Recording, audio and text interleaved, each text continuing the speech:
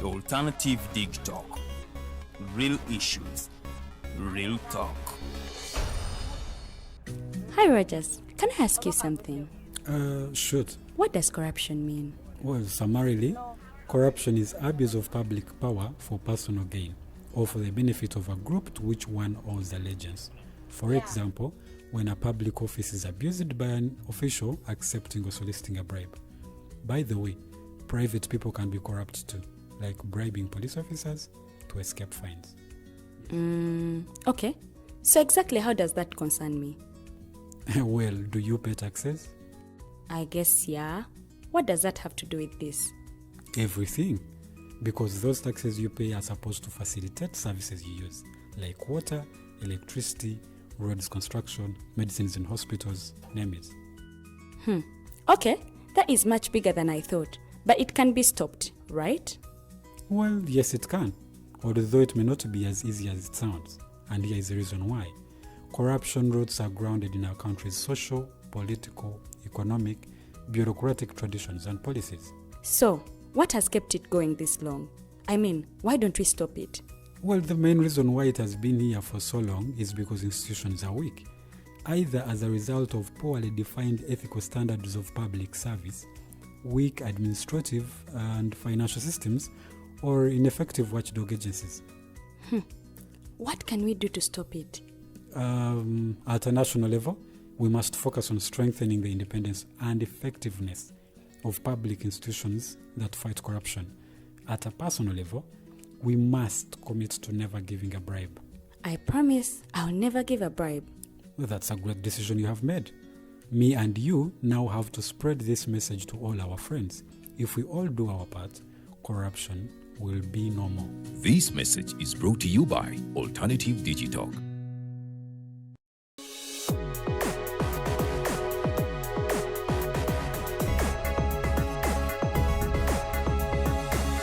The Alternative Dig Talk. Real issues, real talk.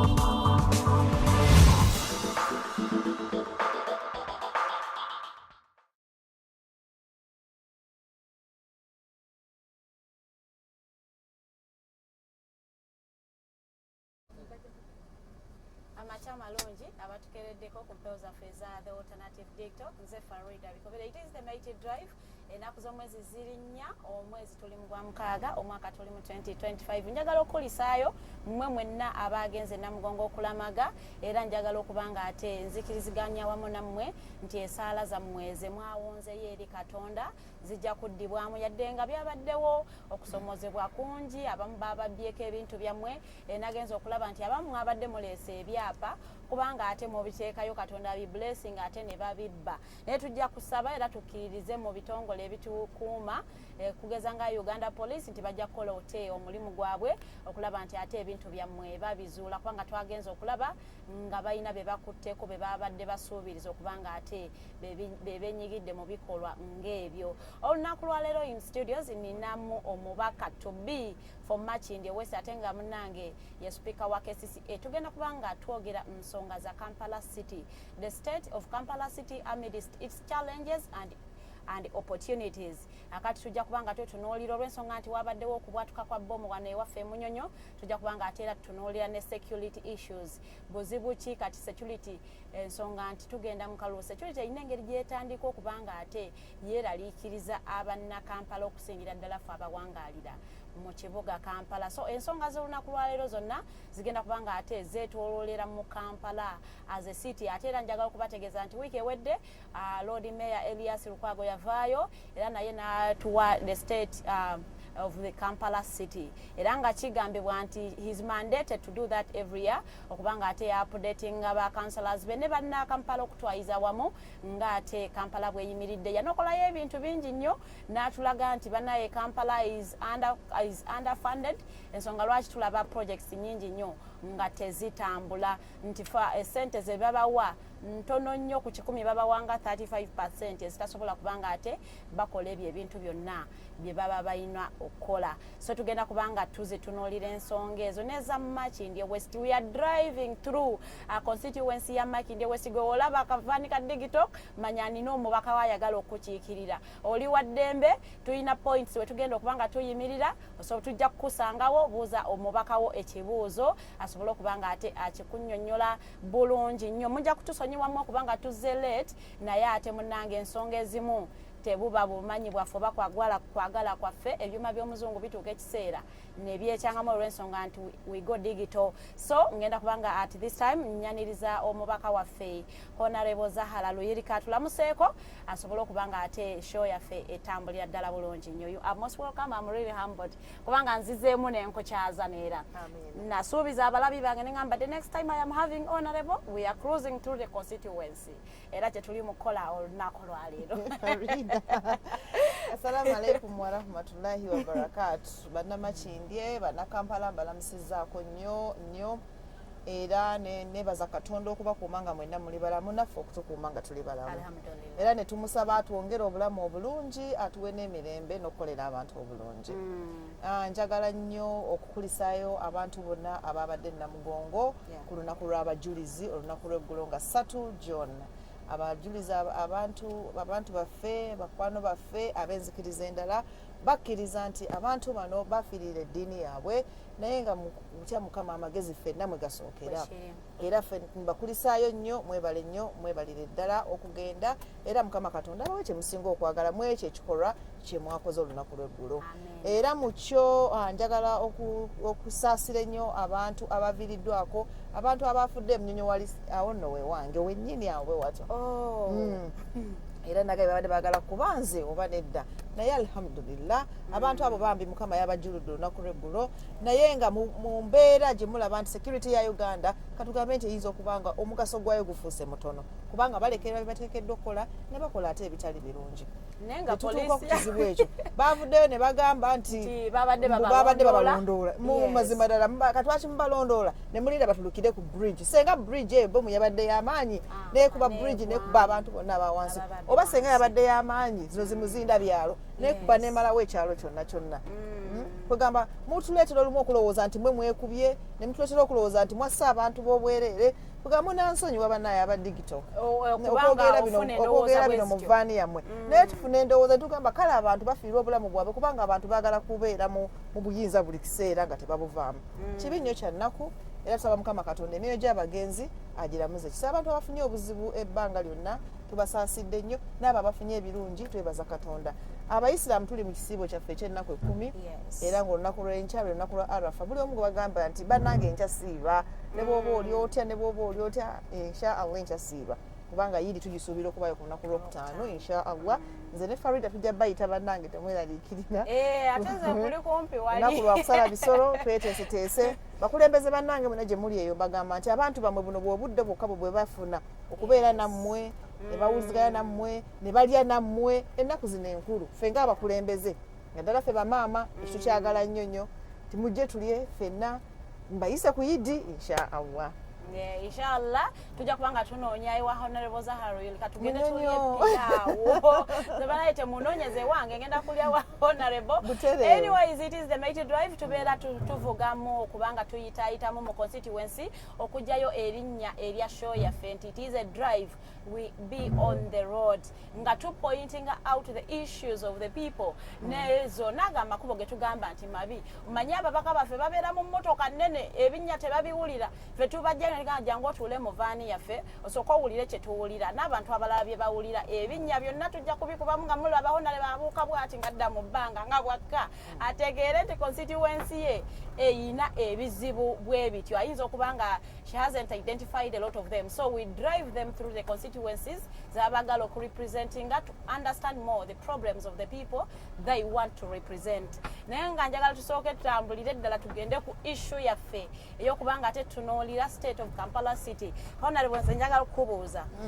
omuntu bw'aba nga ayagala okumanya, how would you describe the state of Kampala City in terms of governance and service delivery? Kale ekintu ekisinga obukulu mu kintu ekyo service delivery efaanagana ne governance. Yes. Tebirina nnyo njawulo. Wabula ekitulemesa okubeera nti ekigambo ekyo service delivery zituuka bulungi ku bantu yembeera gyetukwata mu ki eri awo endala ali mu maaso awo ompe service delivery kunnira awo olabira abantu abayimiridde wabweru olaba abantu abayimiridde wabweru awo, and then you wonder why people standing outside as early as now. It is 8 and we are seeing a lot of people stranded outside in their offices here in Makindye. This is service delivery when we say kati we muntu weyebuuliza space abantu abakozi tebannajja, space ntono munda abantu tebayingira. What is exactly going on? Twalinga n'ekizibu bwe kiti, by the way, ku passport office ng'ogenda okima passport nga line ebeera mpanvu. Those people improved. We hope Nila Makindye naye yinza okuba nga ate improvingamu. Tugende mu maaso honore. Kati bw'otunuulira ekigenda maaso abantu bano bazze ku updatinga nangamuntu zaabwe. Yes. Naye services eri munda waliyo obuzibu. Simanya akuuma akatekinga biometrics z'abantu. Yes. Kavaako ne kaddako. So ebintu biri substandard. Bwe mba mujjukira nga yatukola enangamuntu nga tulonda nga tukola ekyuma kye batera nnyo okukireeta ekya biometrics. Yes. Naye buli bakireeta kifa. Tekibeera up to standards. Yeah, true. Simanyi kye bakola, simanyi gavumenti ya Uganda kyebeerowoozaako kubanga zino program eziteekateeka okumala emyaka egisukka mu 2. Kubanga ebeera cycle namba nga bateekateeka program. Tugeragira tu updating enangamuntu z'abantu. What do we want? What do we need? Twetaaga kyuma kino, twetaaga kino, twetaaga n'abakozi. Ne balanga ne mawulire, this is what we want. Ekitu ekisinga okutwewuunyisa nti obudde butuuka bwe buti nga tebalina bintu ebyo. Okyogedde n'onzijjukiza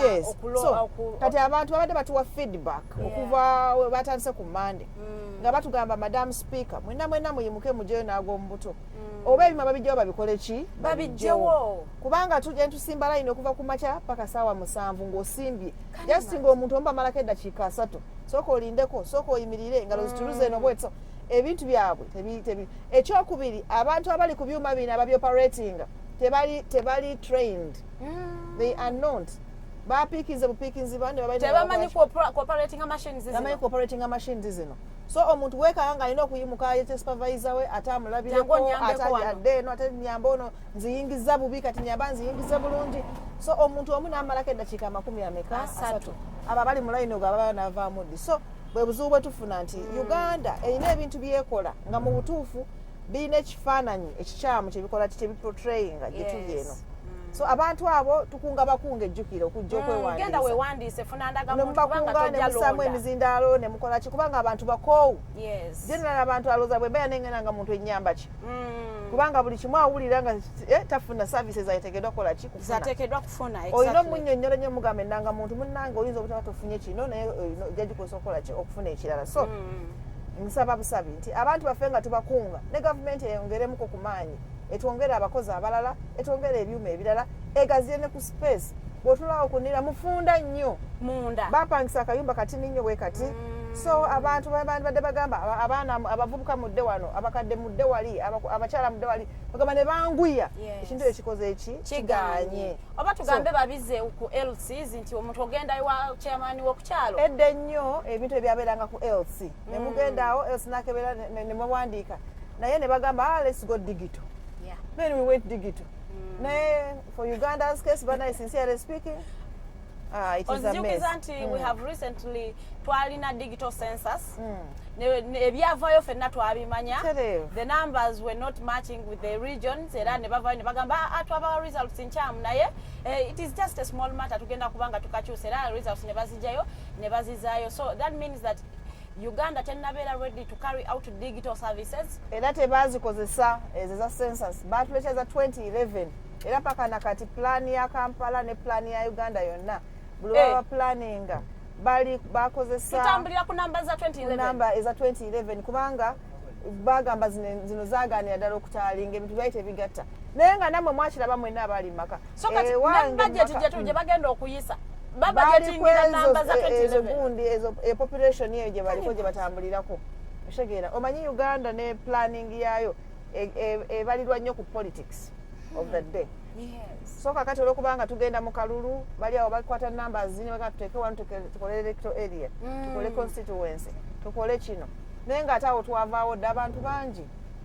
we are almost double. Yes. So kati situation naye kati imagine bakutte ebyo ebyuma ebyagana okukola mu census ne babyeta bikola ate mu NERA so kiba kituza amabega era simanyi tunaafuna ekituufu ate ngera tuyinza okuba nga tugenda mu dictator naye nga abantu bakitegeere nti ezo size zigenda bagamba nti mugende mulonde endagamuntu zaabwe zikyariko paka ye banaafuna endagamuntu enki empya. Yes, ofuna empya eri nga bagikola ki nga bagimenya ng'olyoka ofuna eno so abantu tebeeraliikirira nti olwokubanga tannaba kumaliriza nti ali mulayini nti agenda kwata kyali Munnayuganda. Oli Munnayuganda era n'endagamuntu yo ekyakola aliko. Okay, thank you so much Honorable. Olunaku lwe nali naawe mu studios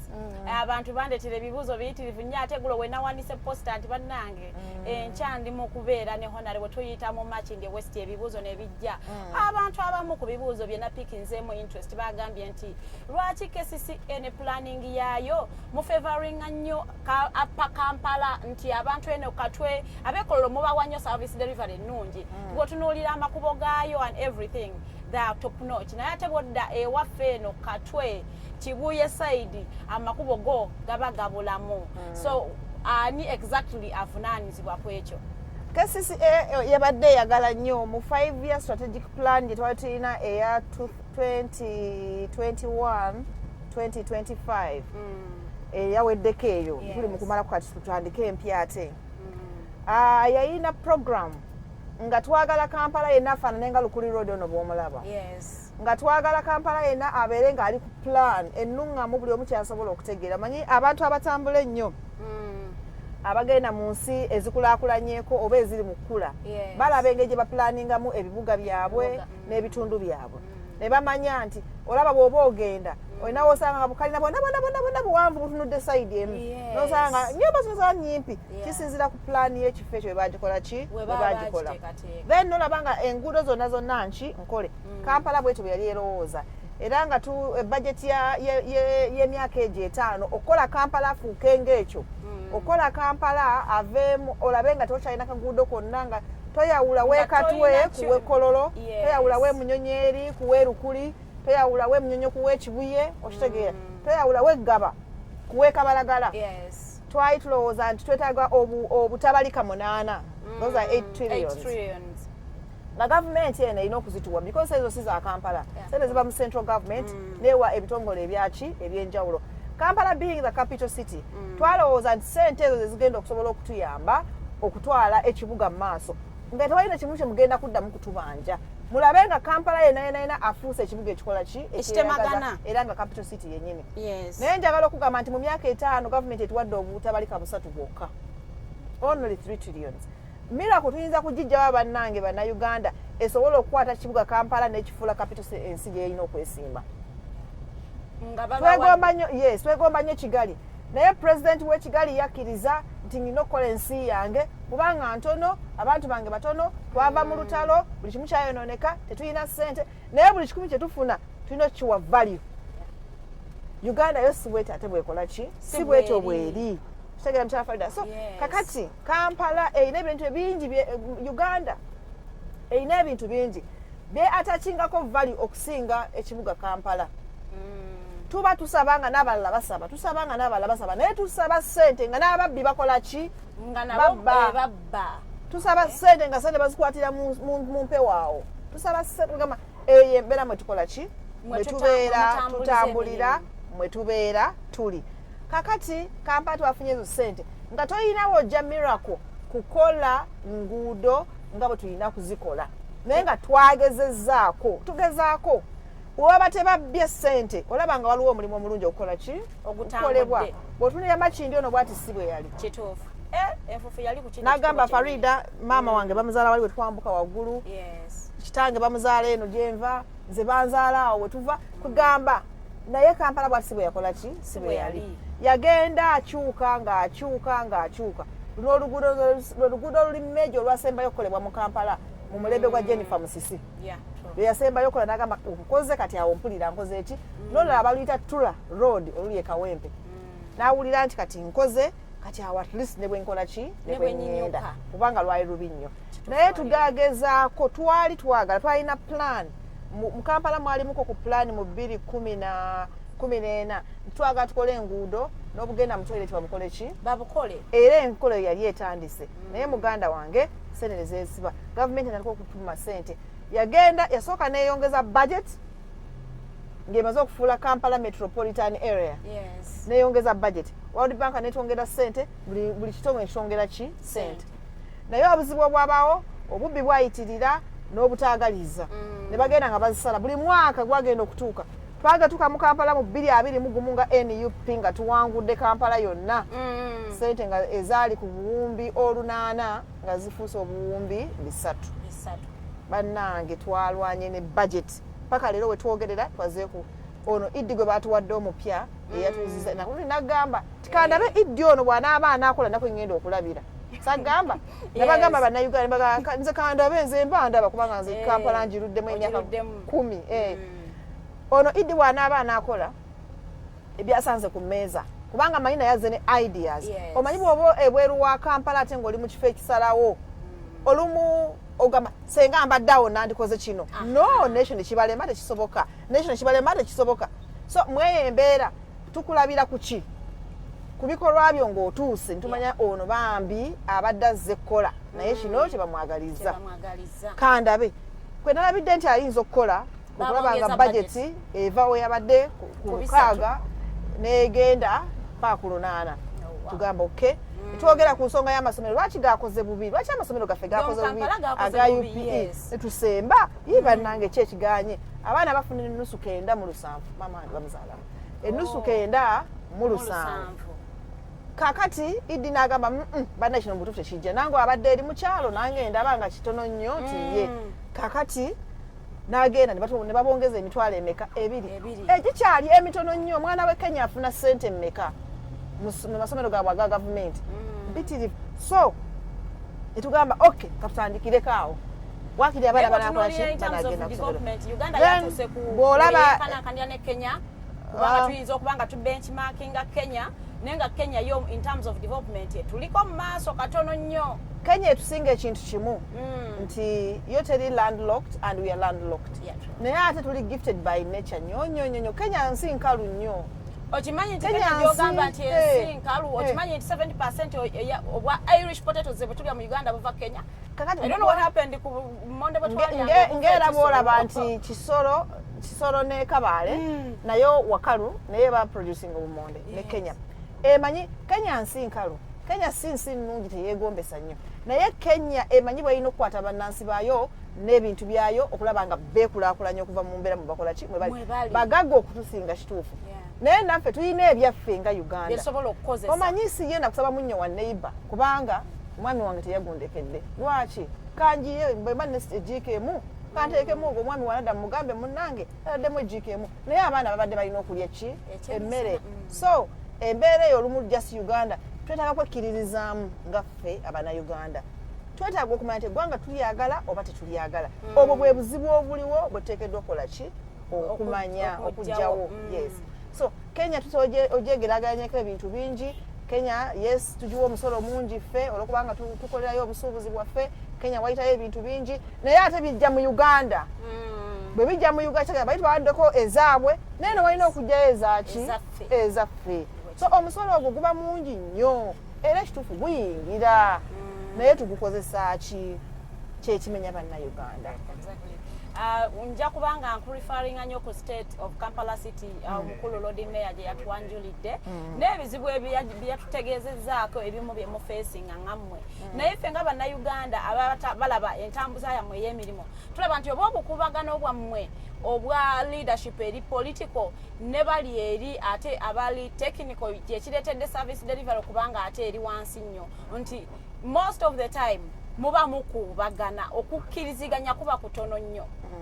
omanyi mutwetegerezenga nnyo obukuubagano bwaffe n'enkolagana yaffe erimu season nsobola okugamba ekyo kubanga ndi mukulembeze so biri wadde ndi intentional munnabyabufuzi buli mu season obudde butuuka nga Kulwanagana teri abatekiniko kukkiriziganya. tebaagala kukkiriziganya n'abapoliticians oba n'abaleaders ekyo kibaawo ne bagamba sigenda kukikola naye ng'amanyi kyatagenda kukola Kyekituufu. kyekituufu okitegeera nga ekintu kitono nnyo omuntu omugamba kale mpa ripooti eyo so season Kitegeera. ezo ze ziriwa kati season netugendamu eno eri political iddi n'oludda olw'ekikugu lulowooza nti balina okukola manifesto ya mwami Museveni aye naffe baleaders tulowooza tulina okukola manifesto y'abantu y'abantu okitegeera awo wagenda kubeerawo obukuubagano naye neeri emabega gy'ola betujja nga tubadde tukuubagana emabega eyo ensonga tezibadde nga nnyingi nti zaala alina obuzibu ku farida nedda si bwe biba nsonga Ky'oba olaba, nyinyi ziba zibakuubaganyisa ziva ne ku technical team principle nateeka ekintu kiri kimu nzize ngenda njagala mumpe ripooti y'enguudo GKMA yatuwa esente esente zalina okusasula abantu esente zalina okumpasatinga abantu bemulina okujja ku nguudo lwaki mwabajja ku nguudo ne mutabasasula sente zaabwe lwaki mwamenya ebikomera byabwe lwaki oluguudo luno terwakolebwa lwaki watugamba ogenda kukola dual carriage enguudo bbiri zigende enguudo bbiri zidde bannayuganda N'okola abandaba single carriage. n'okola single carriage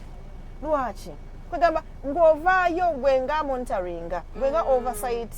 person ogamba Okola omulimu kanveeyo nkola omulimu gwange lwaki ondinayenga my opportunity to do my work lwaki nze bwe nali nsaba akalulu nasaba akalulu kujja mu bantu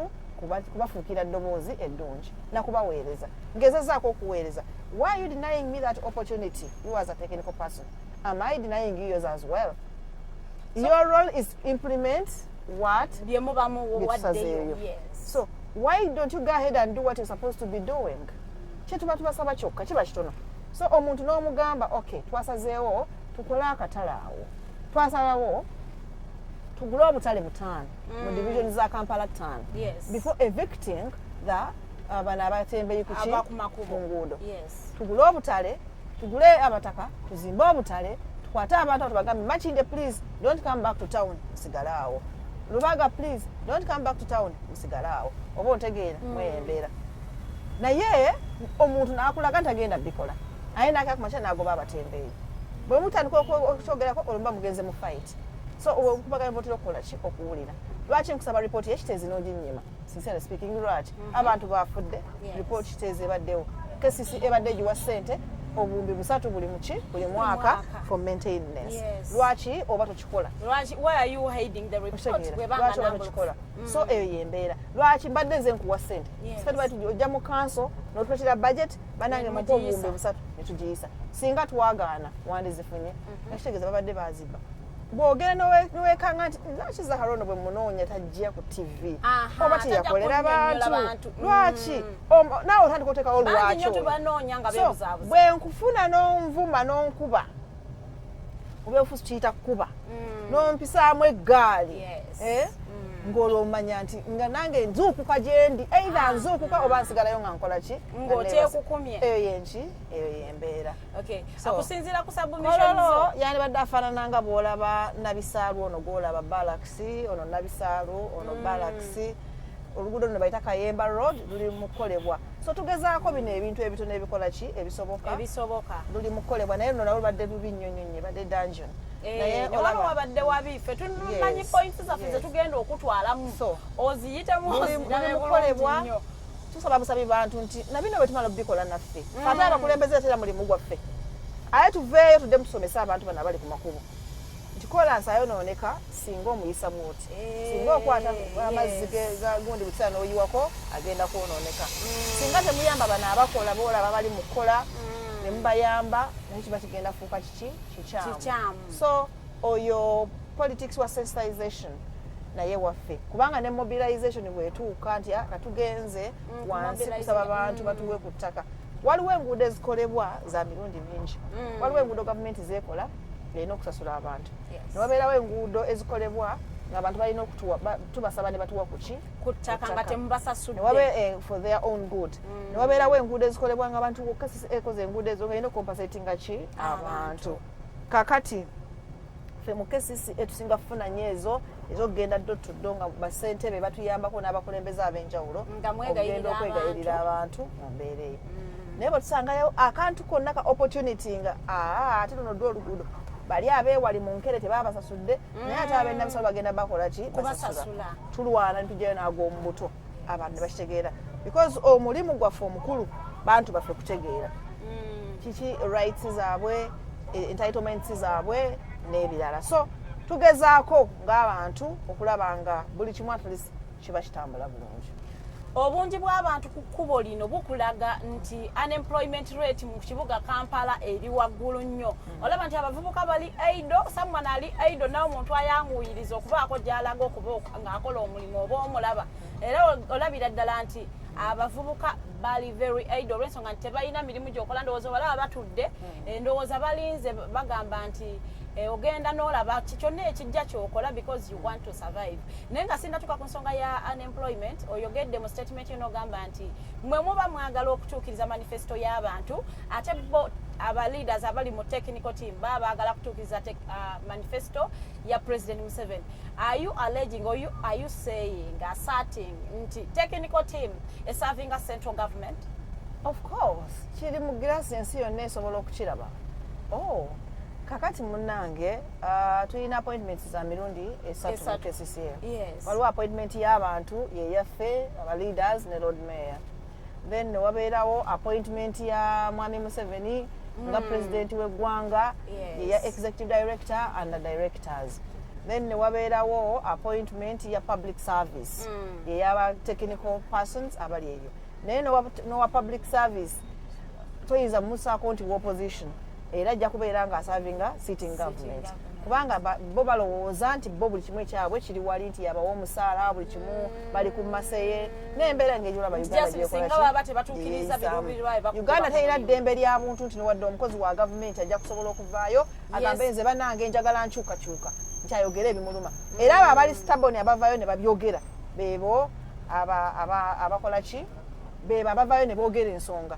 era obalaba nga tawangaalayo era buli omu agamba oyo awedde bagenda kumugoba era gavumenti okumanga nga teswala oba oliawo nga public service muwandikidde ebbaluwa etaminatinga nga takomyewo so ekisigala kufa abantu abalonde nti ffe twasigala omukisa ffeka okwogerera abantu baffe so olumu ebintu ebimu bikolebwa waliwo ebintu ebirungi ebikoleddwa mu KCCA nga bwolaba kati luno oluguudo eno flyover bridge eno flyover ebaddewo ebbanga lyonna ndowooza ery'obulamu bwaffe nze naawe abatudde wano nga kabinnya akakubo kano kaladde kabinnyo naye nga weeri kakati bagezaako kugimodifyinga nga KCCA era eyo credit egenda mu leadership nti kikikoze olw'abantu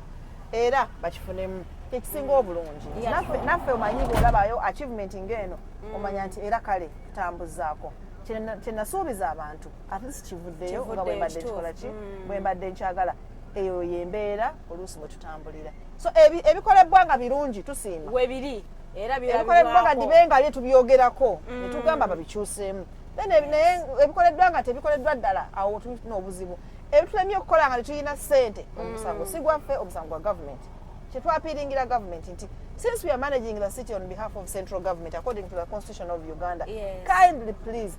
let the institution work, let KCCA be, let us show the people of Kampala that we are the capital city, we want to see a good city. Why sincerely would we be going to Rwanda for benchmarking about a clean city, about a good city, about an organized city, yet people of Rwanda cannot come to Uganda for anything? Not even parliament, because Uganda. We have gotten to that extent where Uganda is not admired in anything. Yes. At doing. Yes. Apart from talking a lot. If you want to benchmark on insecurity, you come to Uganda. But anything to do with good development, you cannot come to Uganda. And yet we are doing good stuff here. Does that mean Uganda tennafuna nnyo ssente kubanga Uganda erina ssente nnyingi bwe nkugamba nti no mu 5 years batuwadde 3 trillions singa baaziwalwala senga omanyi weeri so obuzibu buvaawa kale tugambe babawadde otegeera obuzibu buvaawo no bit of ruling out do not rule out corruption in Uganda. It is on a high scale and people are proud of it. Sente zijja naye okuva mu bantu abo okutuuka kwona akuwa service zigenda okukolebwa obuzibu bwebuva ekitegeera yes kati olaba luno oluguudo luteekeko kamera olulaba useeko kamera kolansi omulaba wuuyo waali naye laba olufaanana kati gwolowooza ki ekigenda okuddirira kino kibulaminga ku bantu okitegeera tekibulaminga ku bantu kibulaminge ku bukulembeze bwa KCCA obumanaginga oluguudo luno kubanga lukyali under construction. Why don't you align people ne bakola ekintu ekituufu nobabuulira bo bakole ki nga balaba bali mu state egamba buli omu yeekolera byomu byakola ki byayagala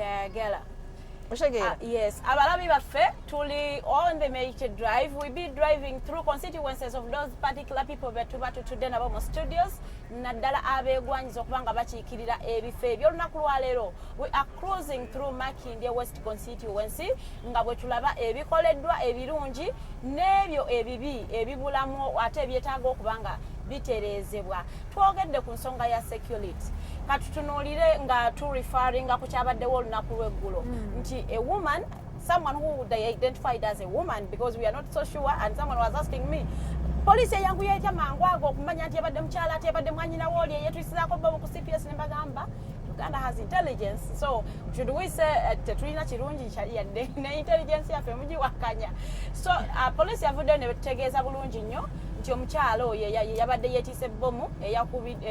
yetusizaako wali eri emunyonyo. Naye bw'otunuulira state ya security in Kampala as a whole era ebulamu kakati awo omuntu weyeebuuliza Madam Speaker exactly what is the problem?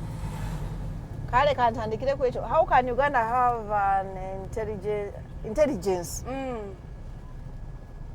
when it has a person who is not intelligent as the CDF? Yeah. You are saying no, mumuwe single shot kubanga saga ayiga lunyankole. You are saying how can Uganda who is not intelligent? Who is not intelligent and you expect to have intelligence in Uganda? Assumption is those backing anachi. Banange kakati olabe ekyabaddewo olunaku lw'eggulo tekyawukanako n'abantu bali mu basement be bali mu kutulugunya kubiri oŋŋambye kubanga vidiyo zaakomyewo ne zikomawo naye nga tebanatulaga vidiyo baatugambye nti JAT ezzeegoberera abantu bano abatujjo naye batuusaawo JAT yabatulisiza oba beetulisizza twagala kumanya oba baatidde nti JAT etufunye katufiire wano maybe ekyo kimu ekyokubiri oba babadde ku bodaboda oba JAT yabalabye yabaddeyo mu mmotoka ki yabadde bagoberera kubanga bwe bazeemu ne batulaze taxi ng'eyimiridde erinda mmotoka kola ki kusala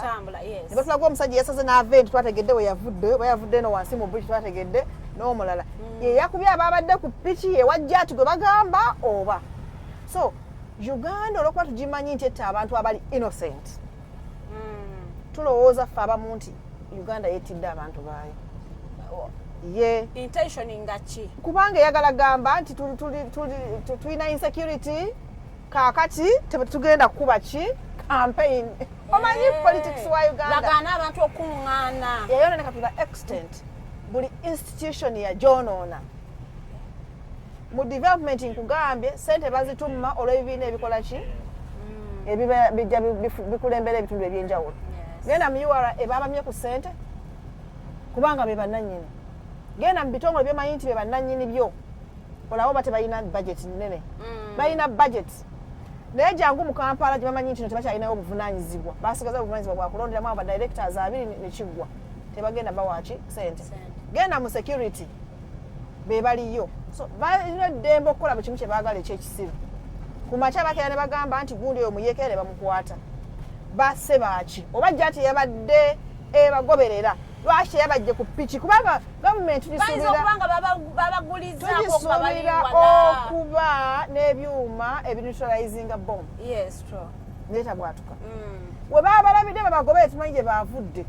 bantu wadde omukisa bannayuganda ffe ntegeera abatujju bano babadde bavuddewa oba si bannayuganda era ekigendererwa kyabwe kyabadde kyakuttaani okitegeera nkugambye awo bakubye bomu naffe abamu we tubeera oba babadde baagala kutta ffe nandi mutegeddeko lwaki otta omutujju ng'omufunye kubanga bafunye omukisa ne bamulaba tabatunuzaamu mundu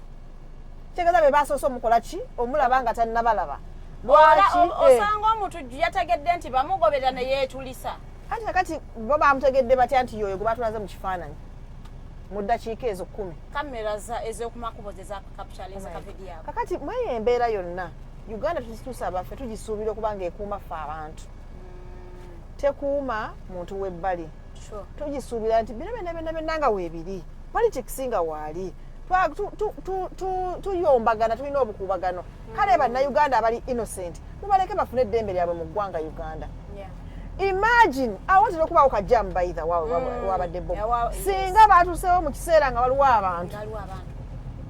ekyokubiri abantu babadde bagenda kusaba okitegeera singa batuuse mu kiseera ng'abantu abo bali awo babakebera okitegeera kubanga basirika eri wali mita z'abadaaga 3 okuva bomu eyo yabadde olubuka bridge bwoti bwepa oli ku basirika oli ku impala hotel singa wabaddewo abantu ng'abantu bafiira obwereere obwemage mu bintu by'ekisirusiru bomu ki eyakubye abantu ababiri efaanana tetugimanyi tugirabeko ye singa kale mwagibwatulizaawo singa mwabagobye nga mwayagadde bakubiraawo bomu eyo nga y'amaanyi nnyo mwabadde mugipimye mutya kuba bo bagipimye batya okulaba nti ejja kutta bo babiri bokka singa yagenze nga yamaanyi nnyo negenda nekuba abantu neyesamu bridge eyo kubanga ebintu byeka bemaite bibeera ku standard yamaanyi ababazi America bazikuba ate olwo Uganda eno yazimba oluguudo olusinga ebbeeyi naye nga lwelusinga obutakola era bomu egi eruyitamu bweba yabadde bomu singa yakutte bridge eyo negimenyamu so according to oyagala kusangulawo ebigambibwa nti abantu ababadde batujju Uganda batumenye emitima bayinza n'okubanga babadde batujju naye mukikutte mutya oba babadde batujju lwaki temwabakutte naffe tutegeera kaani abasindise eggwanga litaaga okumanya ku nsonga ezo kubanga obudde butuuse ebintu ebyo tubikole kitubitegeereko okitegeera byetaaga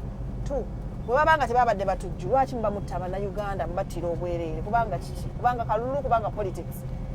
mu byobufuzi bwe tubagamba ebigambo bino Farida ze nagamba wambuuza ekibuuzo bwe batali kuwa kaadi olyesimbawo nagamba nti wagamba ogenda n'ekibiina bwe kisazeewo bwe kiri ngamba nti kino nga ngenda bwe kiri ngamba nti nedda wumula nga mpumula si byakufa na kuwona buli woyingira politics bwe bulwadde obusingayo kuba obubi mu mitima gy'abantu teri ayagala bufuluma kubanga alowooza nfunye omulimu ogwaki ogw'enkalakali naye buli w'omuyingira otandika okubeera evil naye buli w'omuyingira oyiya buli magezi gonna amabi amakyamu okulaba nga weeremeza mu kifo ekyo kyetuva tugamba ffe abamu abakkiriza it is not a do or die sikifunye alhamdulillah mungu webale alhamdulillah kitegeeza oli musiraamu kitegeeza nti we thank god mukama tukwebaza kyompale ekyo ekisinga obuki obulungi lwaki olowooza nti kubanga siggwe teri mulala alina kukibeera lwaki otandika okuzanyira ku bulamu bw'abantu nze nga Zahara Maala Luyirika sikkiriza nga kyagenze mu maaso awo era ndowooza nti abantu abo bafiiriddwako abantu baabwe basituke babanje justice for their children. ogamba nti it was securities making kyonna kyetwalabye mu nyonyi whatever mess it was security knows it better era baveeyo mu butuufu beekuba mu mitima gyabwe okay nga tufa ku nsonga eyabadde munyonyi okubanga okunoonyeza kukyagenda mu maaso era we hope ffe nga bannayuganda nti bajja kuvaayo ate ne ripooti ejjudde okubanga ate banjulira bannayuganda obuzibu bwabadde buvaawa yadde nga bakiliikinze ku byaliwo mu 2021 ffena tubijjukira bulungi nnyo nti era omukyalo oyo mbunno yabadde akola okuwoolera kwa bbaawe munange yafa in 2021 byonna tebannabyetakakasa bulungi nnyo so anytime abasecurity bajja kubanga ate bavaayo nga batuwa report ejjudde naye bwe tutunuulira Kampala City as a whole mulimu ate obuzzi bw'emisango bungi nnyo emabega kaawo twali omuzenga gukuze ogwokubanga bakusanga ne bakukuba etteke ne bakusamba ne bakunyola obulago bannange bakifeesi baali bayitiridde naye kakati saawa eno poliisi yakolamuko omulimu neyoolayoolako yadde nga bambagamba babatwaliranga bwereere but at least tugamba nti weewaawo naye ate era tekitegeeza mbu obuzibu emisango bukendedde mu kibuga Kampala obuzibu buvaawa unemployment KCCA ekoze ekyo kubanga eteerawokko abavubuka obulimu KCCA eyinza okuba nga si gavumenti esobola okutonderawo abavubuka emirimu naye esobola okubawa emikisa egyokuba nti buli omu asobola okukola omulimu ekisooka abavubuka abafa abo boolaba boyise bakifeesi abaana abo abamu tebasomye abalala basomye kikiriza oba kiga abamu basomye ddala n'okutusinga abalala tebakoze eki abalala tebasomye abatasomye tebafuna mukisa okuviira ddala mu buto bwabwe tebamanya bazadde baabwe oba abazadde baabwe badduka mu famire tebadda mabega abala gurupu zaabatwala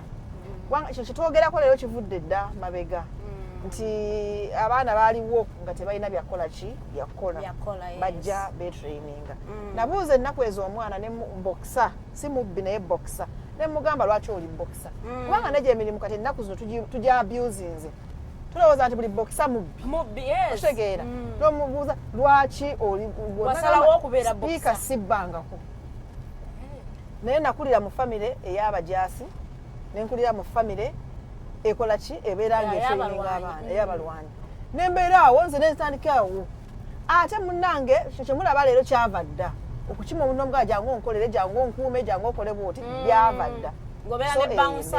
emabega awo waaliwo abaana abo naddala mu bitundu byaffe bino ebyamakindye ne kawempe eyo baalinga eyo wansi eyo mu nkere ogenda eyo mu katwe mu kinyolo eyo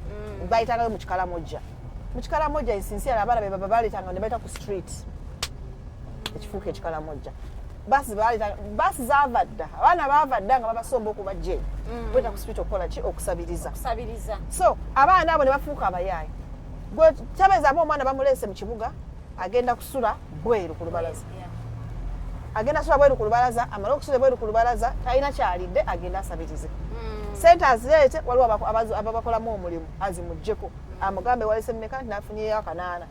amuggyeko amulekere nusu olukumi olwo lumu genda ogula ekikomando omwana akola emirimu mingi omwana addukira ku mmotoka omwana akola ki omusuubira okula ekikomando kya nusu olukumi akuti so ekiddako agenda kufuuka mubi bwadduka ku mmotoka bwati bwagenda akula agenda amastaringa bwagenda akula agenda amastaringa gyasanga n'abaana abaki ne bamuyigiriza bwadduka ku mmotoka bwati okusaba yakusabanga kati ayagala akole ki akunyakule abaana abo tuinterakitinze nabo badde nabo badde n'engagement nabo nga speaker naye naliko nabo mu engagement ng'omuntu yakola mu covid ne bambuulira ebizibu byabwe nesobola obikola ki obitegeera so olumu bayinza okubula ensonga zaabwe nga batuufu olumu ne bagamba awo toyinaawo nsonga of course ayinza gamba mwana mubbi nti oli mutuufu naye omwakuwulira lwaki abba nagamba n'obulumi bwafuna ng'akoze eki ngabbye n'owulira bubi n'ogamba kati nkukyuse nagamba nyamba bwe bulina bw'osobola okukola kyokunyamba naye nga kyayagala okimanyi omufunire omulimu katandika tamanyi wadde okuwandiika tamanyi wadde okukola ki omutandikirewa tu oyo kale tamanyi kuwandiika waliwo amanyi okuwandiika waliwo amanyi okukola emirimu naye tolina bwogenda mumuteeka ogenda mumuteekawa oba ontegeera so embeera efaanagana bwetyo n'obeera mu kitundu ng'oteekeddwa okubeera ng'obafaanana naye obafaananya otya kubalabirira naye n'obalabirira paka ddigwa tali gavumenti okitegeera leero nsobola okuwa emitwalo ebiri mwana gwe nodduka mu ddwaliro n'ogula panado nsobola okugenda neŋŋamba kale kakutwala ekiruddu nkutwale mu ddwaliro jjukira nno gwotwala mu ddwaliro wasanze bamukubye eriiso nga yabadde akola ki abba naye akubye esimu agambye maama oba bakubire bagaye maama omwana wo tetuli ba maama twazaala ensi n'omutwala mu ddwaliro naye nga yabadde akola ki abba ogezaako okumubuulirira ogezaako okumuteekateeka naye bw'omalaawo nagamba maama omanyi kyoba onkolera nyamba kale waakiri nfunire omulimu omufunidde mulimu ki twalina emirimu gy'okwera bano abaana abeera ku nguudo tegisobola bamala twasobola kuwaako abaana 4,000 abaana abo bolaba bangi gavumenti bwe yatuuka bwe yagenda mu maaso nejjawo sente z'abavubuka nereeta PDM nezingazinga mu kintu kimu nejjawo ez'abakyala neleta glo nejjawo ez'abavubuka neleta PDM nezizinga tebakyalina access kuba batyayo obukwakulizo bungi nange nazigobako nezinnema bwayitirira so lulizaali clear nti z'abavubuka era ng'omwana aba proud nnyo okugenda okuzina naye kati abisanya mu layini n'abakadde mwabisanyiza oli ayina obukoko 100 bw'olina kiki kyotandikirako oli ayina ebiyumba by'enkoko bw'omwana obamugeto ogenda tandikira ku so gavumenti nze ngisaba nti unemployment yokka yesobola okugimalawo tetugisabye zimba obutale ogambe kana akatale omuwalire ogusaba gwa abavubuka buli omu ayiye abaana bano balaba bwe muyita abageto tubayamba ajja mu ofiisi awo ng'omulabira ddala alina yenna enkwagulo yenna ensi yamutaata dda nga naye bw'omulaba oyinza omutanga omusanze ku street naye olwokuba bazze mu ofiisi oba oyinamu security omanya olina omuwuliriza naye omwana agamba maama mpa emitwalo 10 ngende mu wino nsuubula engatto n'omuga tolimba tebatera kulimba n'agenda n'asuubula engatto mpa ngende nsuubula n'agenda n'ayiriba naye olwokuba alina guli omuze era oba oliawo nga bamukuba n'agenda ku kitanda n'amalayo emyezi 3 nga tomanyanga nti bamukola ki bamukuba ne kubanga era obudde akyalina bungi muwino bw'agenda era ayagala bbe bw'avaayo ng'atunda ne gwaguza era ayagala atamubbe kakati kugamba bebbaawo ate abantu baba balabanga babamanyi nti ono nazo ogula naye muki mwegendereza babamanyi ku byalo okwo kati embeera bwetyo bwekola ki bwebeera efaanana ne tusaba just government etuyambe ezimba obutale etuyambe ezimba amasomero ag'emikono etuyambe so abaana bano bakwate ekkubo omwana agende mu ssomero eritekiniko baana balina amaanyi gavumenti employinga workforce okuva eyo wala negendeyo mu mambuka nti njagala b'amaanyi bagende bakole mu mbaawo njagala b'amaanyi bagende bakole mu mabira njagala bano bagende bakole mu factory bano abaana we bali balina amaanyi ekere bukeezi olunaku lumu ku makya eseewo scheme timwenna tubazimbidde essomero liri wali eri instead of sente bawa abantu bano abatalina mugaso n'obulya nti omuyimbi omu yagenze ne bamuwa obuyimbi bw'essente tutegeera bakwata ezo ssente babalimba omanyi gavumenti abagituukirira bagirimba kyova olaba ffe abamu twagala eveeyo abagiwabula tukozese ku magezi gaffe naffe tulabe nga gavumenti tusobola okukola ki okuimprovinga ku ggwanga Uganda tulina ebirowoozo ebirungi bingi mwami Museveni naye obuzibu bwaffe nti abantu abakutuukirira bakugamba ebintu bikyamu ffe ebyaffe tubimanyi bye twagala okuteeka mu ggwanga lino kyekisobola okugamba ebyandibadde biyamba bw'oŋŋamba otya nti olese PDM nga n'emyoga gyakulema emyoga gyajja ne gibasaiza abantu ne gigenda gyayambako batono nnyo gyagaggawaza minisita waagyo Kasolo n'awasa embaga ku makya awasa wa Range Rover olweggulo n'awasa owa Land Cruiser ku makya n'awasa embaga ya billions ate ne baleeta ate ne bagiwa mukyala we Kasolo tebaswala babiteeka ne mu mawulire imagine nga gwe minisita wa microfinance ekintu ekirina okukulaakulanya abantu n'ogenda ku makya n'okuba embaga ya buwumbi 3 ya buwumbi 4 ya buwumbi 5 kani imagine mumuze gwanga lwaki abantu tebaafe twekyawa Farida so abannayuganda n'abaana abavubuka abali eyo n'abakyala bonna abatalina mirimu omusango tesigwa KCCA leero kangiwolereze terina ssente singa baatuwa essente z'obutale twandizimbye obutale twalina plan naye kweko kenyini ayogedde nti neyebazibawa era tezikola katugambe era tezijja we zibbirwa era nawo zibbibwa mu mpewo naku lwera zebwe negamba nti awo wakati awo zivuddeyo eno zize mu KCCA tezituuse ziyina ate wezikoze eki wezigenze walala so eyo situation gye tulimu naye nga kitono nnyo nnyo nnyo Farida okutereza kyoyagala ogamba digital TV eyina live broadcast otegeera temuliiwo bossi wammwe CEO aemployinga abantu bameka tofuna ekyokulya noddeeka so kyetusobola okukolera abantu tetugenda bbawa binene tetugenda bbawa bingi naye ebyo ebitono ebyo byebisinga obuki byebisinga obukulu nga bwe mbagambye. We are live on Facebook we are live on YouTube. Sorry, ogenda tusanku the Alternative Uganda and a few moments nga show yaffe wedde ojja kubanga ate otulaba butelevu ku Facebook akati mbateregezeza nembagamba nti mu constituency yaffe tubeera ne points we tuyimirira honorable n'interactingako n'abantu bayagala okubanga ate akiikirira kakati saawa eno tugenda kubanga tuyimirira waneeno ewakiweeweesi nga ku kyaki yakiweeweesi twogereko ne bannansi honorable bayagala okubanga ate akiikirira Makindye West bamubuulire ebizibu byabwe ate naye ababuulire butya bwayagala okulaba nga ate agonjoola ebizibu byabwe. Munnange nkubiriza nnyo kibuuzo kyo comment yo opinion yo suggestion yo teeka mu comment section ku YouTube at The Alternative Uganda. Tujja kubanga ate tukuddamu bulungi nnyo ddala. Aho naye baze n'ayogera ku Kikaramojja nanzijjukiza kati Makindye tulinayo ekiritria akisazeeko Makindye yonna kumpi ogenda kiikira abayiritria nze kutegeezaho nalebo mu Makindye West kubanga abayiritria basazeeko Makindye bannansi tetukyayina bwogerero yadde naye njaga kulanga ensonga eyo tujja kubanga tugitandikako nga tuyita mu bitundu omuli abayiritria nga naawe obalaba kuba gwobeera mu mirimu gya KCCA constituency fe abazibeerako wansi eno ku ground nga nsooke tulinde tusako okulaba opinion z'abantu bawano wetutudde oba wetutuuse essaawa eno bo baagala ki biki ebibaluma baagalako nale babakolere ki biki ebyo bye beemulugunyako bye bagamba nti ate honarebo gwe balina ssaawa eno akiikira Makindye West tabikoze ate nga basuubira nti yandi bibakoledde awo nno gwe munnange nkutegeeza bulungi nnyo we shall be reaching your constituency Olijinji Olikamuli luli twali Rukonjiri we were driving through Rukonjiri nga twagala okutegeera ensonga z'abannarukonjiri era bo baagala omukulembeze waabwe abakolere ki oyo ayagala okubakiikirira anytime we shall be showing up in your constituency cruising through with your honorables those who want to be honorables and those who are current honorables nga bye mwagala tebannabituukiriza bulungi nyo baba bituukiriza naye nga bwe tufuna abantu baffe njagala honorable asooke atunnyonnyole ku butya ye bw'alowooza Makindye West bwe yandibadde nga agikikkirira what the plans she has for Makindye West nga bwenoonya ku bibuuzo byange ebiri wabwerwawo kubanga abantu mbalaba bayitirivu nina Makindye gye njagala gye mbadde neegomba emyaka gyonna okay nina Makindye gye njagala efaananenga constituencies endala zonna Makindye ekwata ku nsonga z'abantu njagala Makindye okulaba Makindye evuddeyo omubaka waabwe avaayo nayogerera omuntu wa wansi omuntu wa bulijjo njagala olutindo lw'abakulembeze olulungi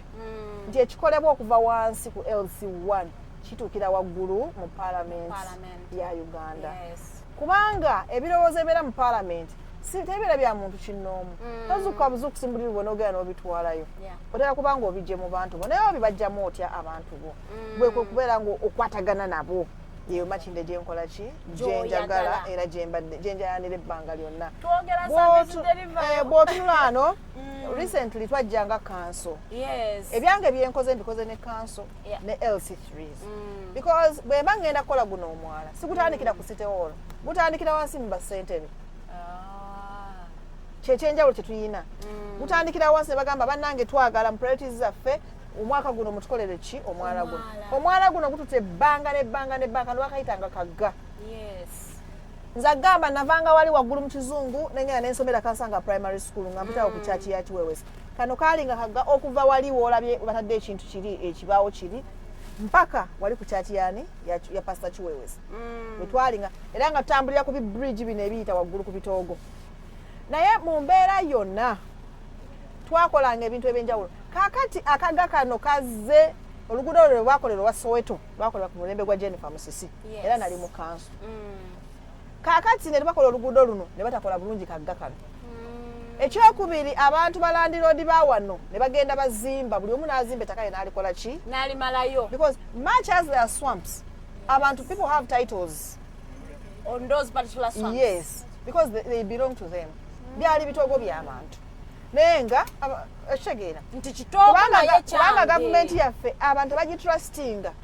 kubeera na ttaka lyabwe mu kasole yaabwe omuntu najja n'akwata nga bw'olabaawo boundary eyo n'azimba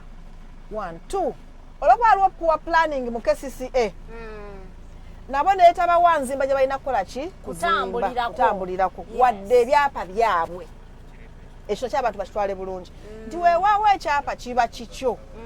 era waliwo kesisi eplan gyeyina okukola mu strategic plan gyetwagala okukola ng'egamba nti omuntu yenna ali mukagga omuntu yenna aliraanye omwala olina kuzimba n'olekayo meters bwe ziti olina okutaliza omwala bwoti oba olina okukwatagana ne gavumenti mukole ki ennaku ezitwayisizza etteeka mu kesisi nga tulaba kiyitiridde omuntu ava eri ku mwala n'aguzimbako bwe bba kubanga gugwe netubagamba bwona obanga onoozimba omwala ogenda agasobola kukwatagana na KCCA bw'osubmitinga plans mugende mu partnership nayo ekugambe naffe tuba tulina plan ekola omwala guno bwe tuti oba tukukkiriza bw'oba olina obusobozi ogenda kuzimba bwoti otulekere space yaffe eyaki awo abantu bwe bagambira nti KCCA nekyekubirira mu kukwasiza kakati awo we wali obuzibu nti twakakiyisa kati abantu luli kibaddewo nga tebalina nakibakkiriza kyonna kukola ekyo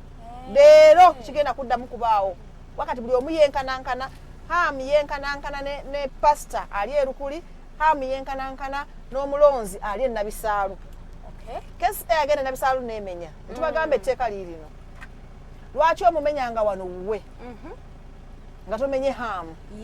kitegeeza ki mukwataganye naye bulungi talina ssente akugambye bw'oba ogenda good developing naye otegedde diploti ki yiye so good developing nga KCCA nga government oyiye amagezi gonna okumulekera kyalya oba iwasula kubanga bw'oba good developing kitegeeza either ogenda kuzimba ku standard eyo eya KCCA gyegamba waliwo plan ezo ezijja mu maaso waliwo emyala egigenda okuzimbwako gisobole okwakomodatinga abavubuka oba kiosks oba obuzimbe obutonotono obutale obutonotono bw'otunula Tanzania nga bwebikoze obiraba nga biki tuli mu modern city how are you going to improve Nabisaalu the slum area in Nabisaalu nga togenda kukola bintu ebifaanagana bwe bityo kitegeeza ki tula wansi make a proper plan go to Nabisaalu find out who the owners are malatula nabo but again this is the plan we have as government twagala okukola kyekigenda okwapeninga so guno omwala guno gwolaba nti bagenda kukola ku standard ey'emyala gyonna egyensi yonna twaguguddewo mu myezi 2 emabega twaguggulawo after amatabanga gali mu kutta abantu mu Kampala nga bwe nkugambye nti gwowola otudde omubanja oyimiridde fe we go ahead ne tukkiriziganya nti bane technical tubasaba mukole kino ne bagamba no money when money comes ne basooka basirika nazo because they want to steal twasitusenga lwampaka nga kanso tujja ntugulawo omwala guno lwampaka nti kati gugo bali mu gukola ekisinga obulungi otegeera nti ebintu tubikolenga bikolebwe kubanga obusobozi bukola ki obabuze bubaawo waliwo n'ekirabibwa n'ogamba nti no wadde tuli babbi wadde tulina mutima gwagala abantu n'ensente zaabwetubakolera omwala guno ne guggwa lubigi bw'aba akyaganye nti mukyanoonya ssente nnyingi lwaki temugenda maaso ne mukola lukuli Soweto bwe twagenda wali kusoya ebbunga nagwo gwali bulina okukolebwa era during NAM olukuŋŋaano lwali emunyonyo last year obumbi n'obumbi bw'essente bwagwa naye baakolako just box culverts ne balekera awo era amazzi gasigala gasyasala awo ku bbunga soya so wali mu nteekateeka so ebintu bino bitumenyanga bantu ebiseera ebisinga n'olaba n'ogamba ye what are we supposed to be doing tugeza kukola ekyaffe naye bo nga bo aba implementinga so bwemwala guno gwolaba be bantu bano boolaba wano bayitawo mu Kibaati zone Kiwempe road Soweto abantu abo beebo so tugezaako okukola ekyo kiteekeddwa okukolebwa tulabe naleegenda tugikola guno gwe mwala ogumu ogusinga obunene mu Machinge division ogukwata ne guyiwa ku Gaba ne gugenda ne guyiwa Emunyonyo gwe mwala guno ogusinga obunene gugenda paka Luzira gwe mwala guno ndowooza abalabi bange bye twogerako bye tulaga ng'enkola yaffe bw'ebeera nti what we talk about mu studios bwe tuba tuli mu field oba okirabira ddala ku ground ng'olaba nti ate munnange kye twogerako ku ground weekiri ye honorable alaga nti ye afubye okusaka kubanga omukulembeze alina kusakira constituency ye gy'akulembera so si kubanga ate ajja n'agamba nti nze nga mu busobozi bwange nga MOP wammwe ngenda kuba wa ambulance sinakindi nga obwo si buvunaanyizibwa bwa honorable okuba wa ambulance so ndrifalinga nnyo ku state of Kampala city eyatwanjuliddwa omukulu Lord Mayor Elias Lukwago ate nendrifalinga ku bintu as they are ate ku ground nga bwe tutambula nga bwe tubiraba bannakampala baŋŋambye mu implementing ebintu nga temubeebuuzizaako they just mubaba bali awo nga mwayisizza nti kati mugenda sasula buli wadduuka osasula emitwalo 21 n'ogatako nekiri nga temutandisa kugejinga n'ogamba nayo no capital we yenkanankana ne woono wooli nti alina capital w'obuwumbi naye asasula sente zezimu n'alina capital ow'emiliyoni emu kyokka nga bonna bakola naye nga enjawulo ebeera eri mu capital. Ekyo kya bulimba bannakampala abange mbaagala nnyo mukimanyi naye saagala nti kulimba nakuwaayiriza kale kambasomese bategeere tetukola polisi yonna naddala ngikwatagana ku byokusasula emisolo ate twebuuziza ku bannakampala ensonga eno bweva mu management tibannange tubadde tusaba tuteekewo omusolo guno gusobole okuyambako bannayuganda kukola enguudo ekirowoozo kikwatibwa executive director n'olukiiko lwe ne bakitwala ewa lord mayor mu city executive committee bwe bakituusayo ne bakibanjulira odumera nagamba nekijja mu kanso gyenkulira bwe kijja mu kanso tukwata ebirowoozo ebyo ne tubitwala mu komiti eya revenue kati awo tuli bwe tugenda mu revenue ne bagenda komiti ya revenue bwetuula eyita bannakampala esobola okuyita akulira abasuubuzi esobola okuyita akulira ab'amaduuka esobola okuyita akulira abapangisa esobola okuyita akulira aba landlord esobola okuyita ababodaboda esobola okuyita abatakisi bonna weebegenzeegwa kaseebanga egenda kuba polisi oba etteeka erigenda kwakatako bannakampala okuteeka ekintu ekyo muki eyita mukulembeze bano kye balowooza nti eyita abantu abo kakati nejja ne bajja ne boogera nabo ne babagamba bannange tubali tulowooza bwetyo okugeza bwe twayingira mu kanso mu 2021 twasanga nga waliwo omusolo gwe bayita 6% ogwa property rates. Omusolo ogwo nga gwali gwakolebwa kanso ezaggwa naye nga gw'abana abagagga banina okuva ku miliyoni 15 okola ki okudda waggulu nga capital. Abo banyina abekumeta nabo ne bagamba naffe mutumenya owakawumbi awataze enkola ki zempa tawazoowa percentage yekulemye okukola ki okutegeera simba wakati awo hajati tugenda mu bulamu katono nnyo bwe tuddamu okulabika tugenda kubeera aweeru nga tuinteractingako n'abantu so tumulamuko katono nnyo tufune ate ebibuuzo eby'abantu abatulindidde wabweru.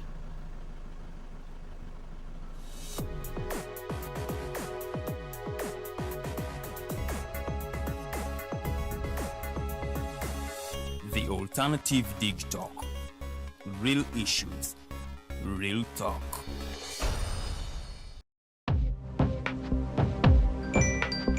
What at the church, though? Tawali man, what's up? Man, can you imagine people just dump everywhere? Someone drinks water and throws the bottle wherever. Come on, Rogers. What else do you expect people to do with an empty bottle? Simanya now, recorder. Did you know that plastics take at least 450 years to decompose? What? That's a long time. Exactly. Because plastics are made out of a lightweight and flexible material that doesn't decompose easily. And plastics everywhere in the environment cause plastic pollution. What is plastic pollution now? It is the accumulation of plastic waste in the environment, like bottles, polythene bags, straws. All of these contribute to plastic pollution. I have been using them without knowing their effect. Yeah, a lot of people have. Plastics are a danger to the ecosystem, both on land and in water. So how can we overcome this problem? Is there something we can do? Oh yes, we can reduce by minimizing the use of plastics, reuse by repurposing them, or recycle by collecting and processing them into new products. Everyone wants to change the world, but no one wants to change themselves for the world. How about we change our habits for the world? And it starts with me and you. This message is brought to you by Alternative Digitalk.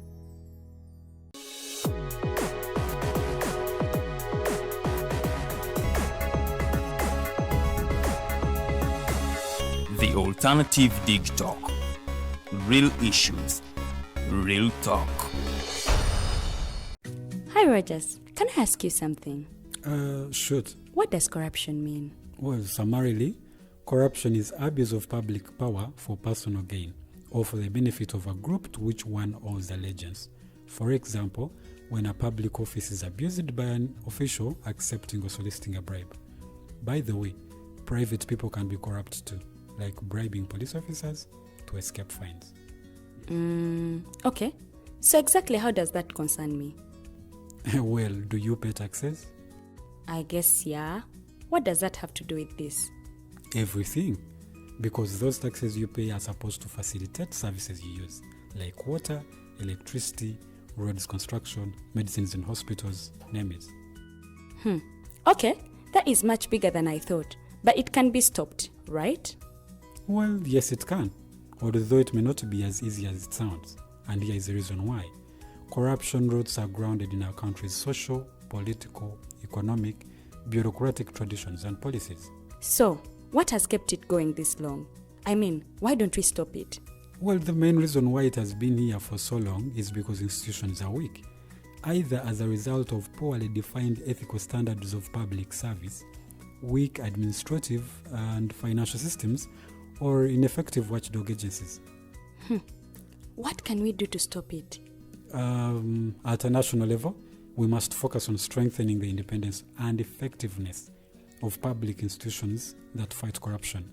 At a personal level, we must commit to never giving a bribe. I promise I'll never give a bribe. Well, that's a great decision you have made. Me and you now have to spread this message to all our friends. If we all do our part, corruption will be no more. This message is brought to you by Alternative Digital.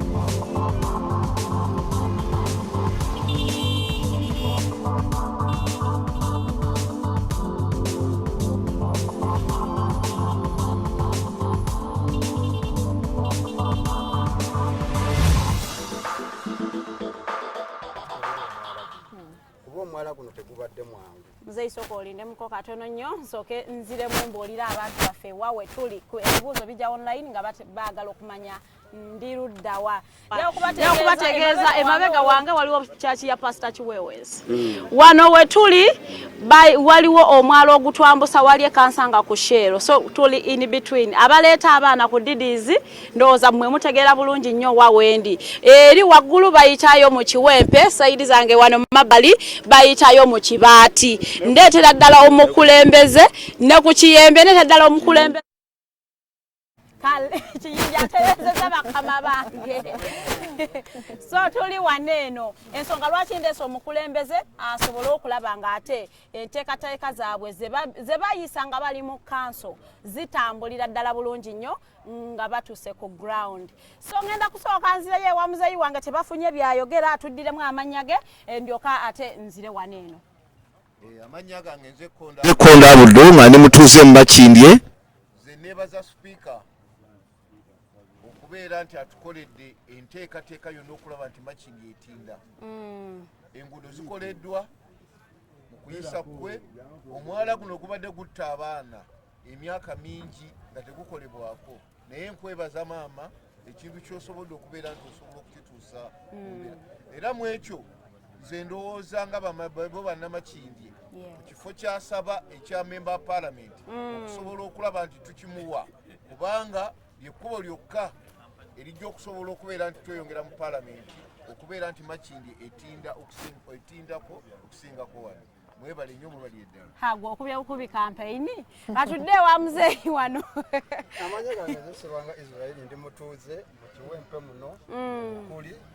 Makindye. Yesebo. Okusoka kwa byonna nkwebaza okutuleetera sipiika wa olukiiko lwa KCCA. Weewaawo alhamdulillah.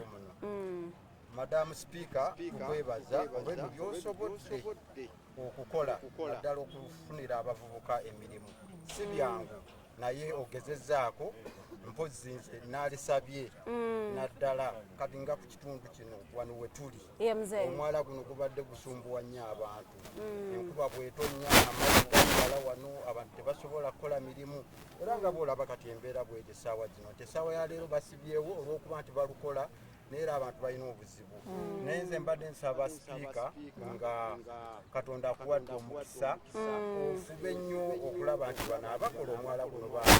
banguyaako abantu basobole bizinesi zaabwe okukola kitundu kino abantu batandise okuva mu mayumba tebalina ngeri gye bakolamu kufuna sente balandiroodi bababanja kati tebasobola bizinesi zakola ki abantu okusala okujja eno amasomero n'okubajja eno okubazza eno kyafuuka kizibu nkuza abasipiika mukama katonda nga yemubeeziwo oyongeremu amaanyi okusuuza ku gavumenti ku ebyo bye tulina okufuna naye nga tubifuna mu budde olwane nnyo tusobole okuba nga kino kikola kiggwa nze nkwebaza nti ne memba wa palamenti watabadde ebbanga lino ne waali tetumulaba tetukola ki naye ogezaako okulaba nti ojja mu bantu n'obayambako ekyo kyoba osobola tusaba katonda bw'oba olina kyosaba naddala kuba memba wa palamenti mukama katonda akusaasira weyongereyo abavubuka bali wano bandi babonaabona n'emirimu tebalina byakukola naye tusaba nga katonda bwabakwatiddeko bambi oleme kubeerabira abavubuka balabira okitegedde naye ajja kukola oyo mumanyi weebale nnyo weebale ddala ku byonna by'okoze weebale nnyo weebale ddala mukama katonda akuteeremu obwangu mu ebyo by'osaba era nkwagaliza ebirungi weewaawo saala nange njituta alhamdulillah amanya gange nze Sega Ronald ali mukulembeza w'abavubuka wano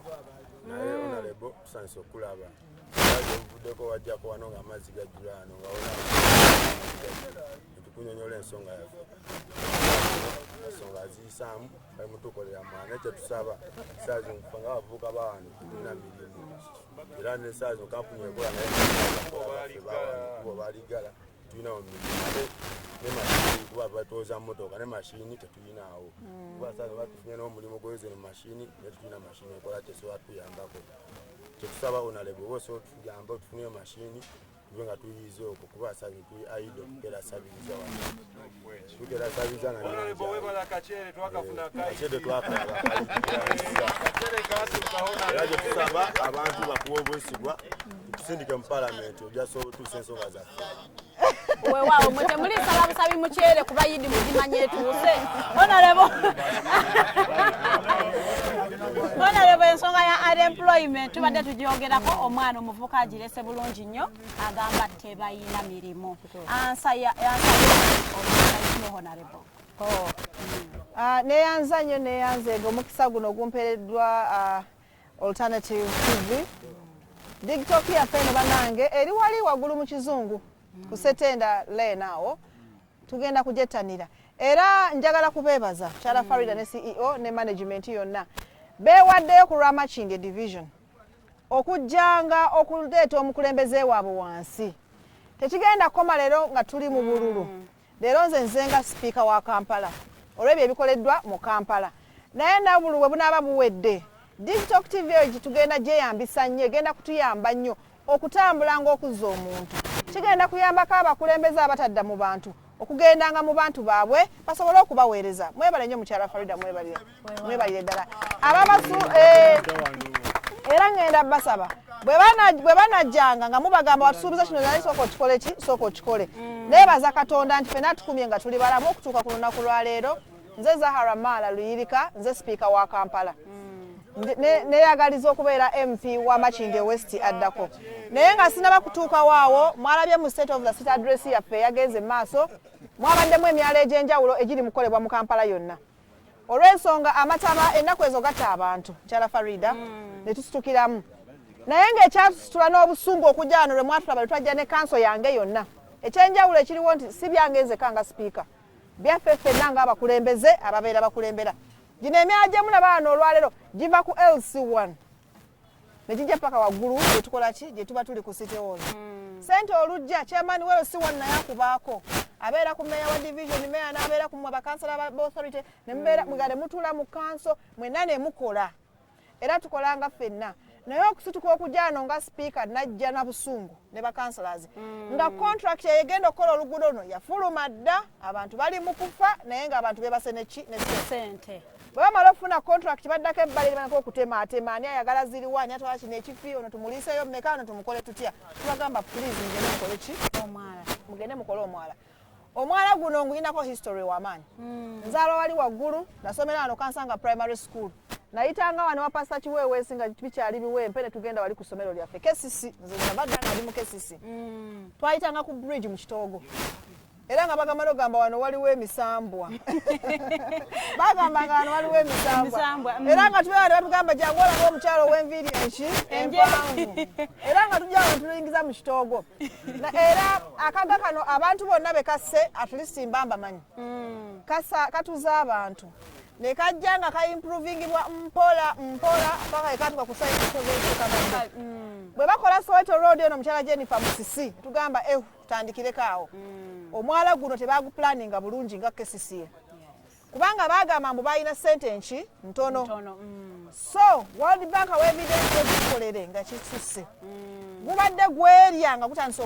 guzeemu okutta abantu omuntu ng'alowooza nti bridge eyo batadde kamera eyo nti wokoma n'otambulira okwo naye ng'ate bridge yeerya ddala etuuka eno wakati mu luguudo so ng'abaana bava ku ssomero aba yeekutte kuno mbu atambule amazzi gafunye kubanga buli enkuba weetonnya amazzi gakola ki gasala ng'abaana bagwamu nga n'abantu bagwamu abantu bangi abafiiridde mwala guno naye ng'ensi tebamanyi tumanyako ba mu kibuga tumanyako baawa bodaboda ziri muno ebisolo by'abantu biri muno kubanga omanyi mu kibuga mubaddemu ekizibu ng'abantu bakera ku makya ente zaabwe ne zigala zijja butala kuba kuno gaye kaali kagga nga zijja mu Kitoogo okulya ensobo ne zigwa omwo ensonga gye tuba tulina endala nga KCCA ne gavumenti olw'okubanga tuba tulina poliisi ennafu naye tulina na ssente bulungi abantu bano bola abazimba ku myala gyolaba balina ebyapa mu ntobazi byabwe naye nga gavumenti yagaana okusaawo enkola ekolera abantu abo basobole okukulaakulanira okumu nti bw'oba ogenda kuzimba yesu tukkiriza wuwo naye pulaani ya KCCA yeeno onoosobola batosobola obutulekere tugukole ki tugukulaakulanye obolaba nga amazzi bw'amala ozimba ekikomera kye n'olina azimba ekikomera kye eri gabadde gamwe gakuŋŋaana mu kkubo ne gatta ekkubo baba bakola ebintu nga bino erife abantu abatuuze tulina okweyigiriza omulimu gusigala kufa ate abasigadde mu bantu bwe baba bamaze okukola kolansi nkulaze kolansi eri Kayemba road nenkulaga ebisooto byennyini ebize mu kkubo nti nga kesi etutunula ekkubo lyonooneka ninawa nakukola ki nakuggwa kyengenda okusaba abantu nti tuyambagane ng'abantu bwe kiba kino kigenda mu maaso tukole ekyokulaba nga tubayambako omulimu gukole ki gwanguwe so eyo yembeera twayisiza etteeka erimu erigenda eryewuunyisa abantu nti abantu babadde balina poloti ku myala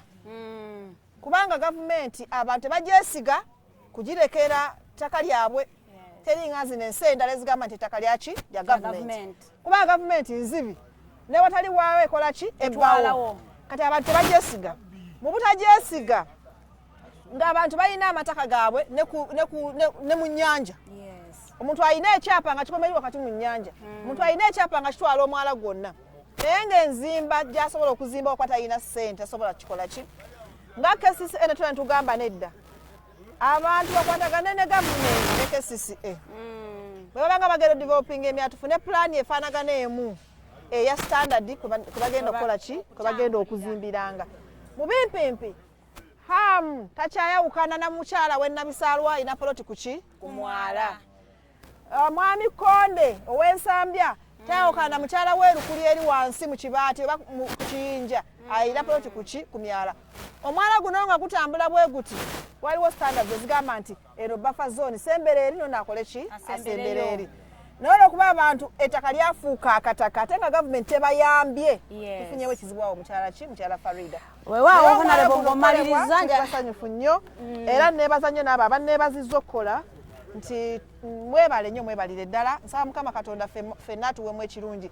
era nga bwe nsaba Katonda atuyambe abavubuka bagambye tebalina mirimu kituufu tulo tukyogerako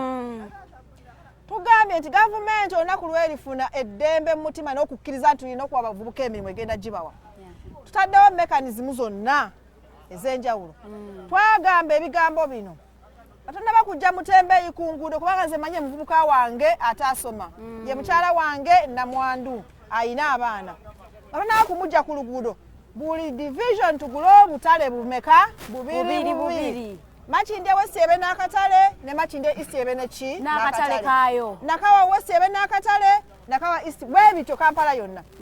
olyoka ogamba abantu nti omwaliriro ogusooka gwonna gw'abavubuka omwaliriro ogwokubiri gw'abakyala buli namwandu then emyaliro egisigadde bonna kiki kintabuli awo olyoka ojja okukwata abavubuka bonna obajje mu byalo tobakuba ku poliisi obatwala obagambe mubeere muno muki mu butale bano balabanga abayaaye bano mikwano gyaffe era kuyidi baŋŋamba twagala kulya piraawo nkimanyi baana bange ensawo y'omuceere neekola ki nejja naye nange sinyumirwa kubawanga muceere nga ngubaweera muki eno njagala mbawe wakiri nga bavuddeyo nga bagenze ne bakola so bajja ne mu ofiisi zaffe nakugamba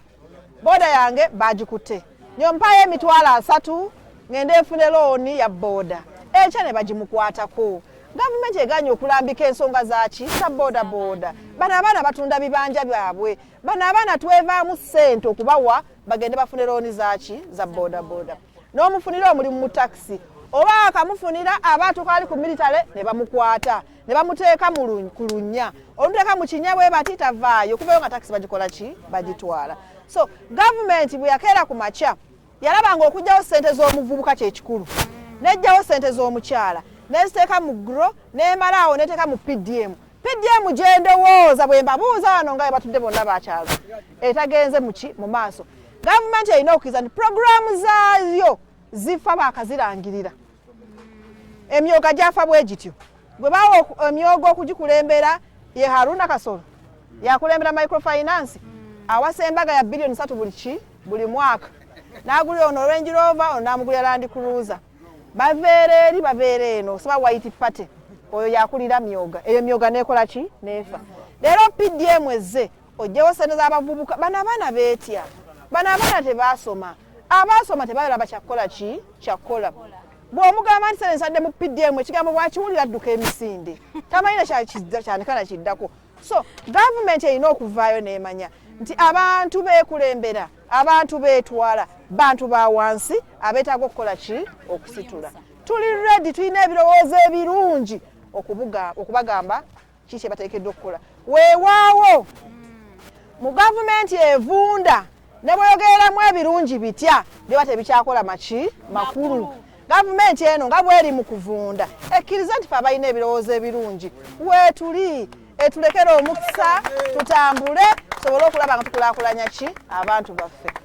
nayo omuntu omu yekka abantu bebuziga katuso omujja kunsonyiwa sigenda kutuuka abaabano bankwalidde obudde naye anytime nja kubatuukako nammwe mwogereko ne honorable ngenda kumaliza n'omwana wa Bikira Maria kulikayo Namugongo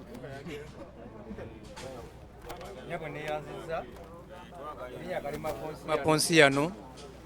maama twebaza nnyo by'otukoledde era bangi abasinga beebazizza naye nze njagala kutuma butumi bw'onaabanga Mukama akwatiddeko n'owangula obubaka bwa MP Makindye West. Tulina ensonga bbiri esinga okuluma ennyo abantu wano ye kasasiro n'omusolo gw'amayumba. Abantu ennaku zino amayumba tebakyalina ssente naye babagereka ssente empitirivu ennyo ezimusulamu baana babagereka tebalinawo bajja buzi ne bagereka ennyumba ne bagenda olala bakibalwa nakakizze kiriko ssente empitirivu nga bamugereka bugeresi bwagenda agamba twabagamba dda mu Gw'omusanvu mujje mwewozeeko temwalabika ezo ssente zoyinaku kati kasasiro abantu banoonya 2,000 zagenda okugulamu omuceere w'ebijanjalo takyazirina naye ng'ate kasasiro mungi kyovula n'emyala gijjudde kasasiro kubanga tebakyalina ssente ze basasula bali oli ajja wa contract n'amusaba emitwalo 2 n'amusaba omutwalo naye nga n'omwana atudde waka sonya tukusaba nga obadde ogenze okutukiikirira abantu okutukiikira fene mu Makindye West twogereko kasasiro n'emisolo gw'amayumba tuli bubi nnyo tuli bubi ddala tukwagaza ekisa kya Katonda kikulembere osobole okuwangula obwa MP. Toyanze olw'okuba mbakoze bubi nnyo bwe sinoonya bakama bange abada ayogedde ku nsonga z'amayumba nenjagala okumujjukiza nange ndi mutuuzeewo naye abairitu yabatukoze bubi nnyo ku nsonga z'ennyumba ennyumba zisuse ngenda kunayo ababoda mu babiri ogereko ne honarebo asooke bamubuulire ensonga zaabwe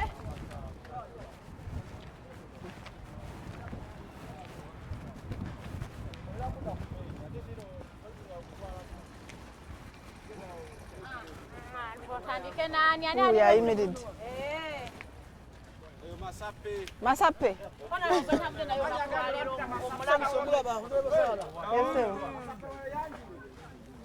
Weyanjule amanya agange nze twali Usmani